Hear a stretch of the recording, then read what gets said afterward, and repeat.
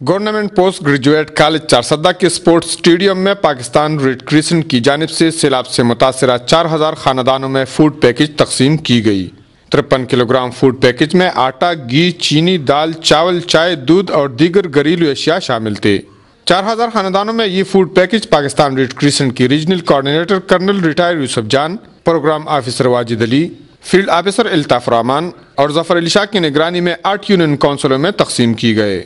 Media سے بات چیت کرتے ہوئے ریجنل کوارڈینیٹر کرنل ریٹائرڈ یوسف جان اور دیگر نے کہا کہ ریڈ کریسنٹ کی خیمہ بستی میں مقیم 150 متاثرہ خاندانوں میں فی خاندان 1500 روپے ماہوار مکان کرایہ کے لیے تنظیم فراہم کر رہی ہے اور کئی ماہ تک ان خاندانوں کو فوڈ پیکج بھی دی جائے گی۔ انہوں نے کہا کہ پاکستان ریڈ کریسنٹ 13 اگست 2010 سے لے کر آج تک سیلاب زدہ خاندانوں کو نقد رقم سمیت ہر ممکن مدد پہنچا چکی ہے۔ انہوں نے تمام فلاحی اداروں اور بین الاقوامی NGOs سے اپیل کی کہ پاکستان ریڈ کریسنٹ کے ساتھ متاثرین کی بحالی کی تعمیری نو میں تعاون کیا جائے تاکہ متاثرین سیلاب اپنے گھروں میں دوبارہ آباد ہو سکے۔ کفایت اللہ، اے نیوز، چارسدہ۔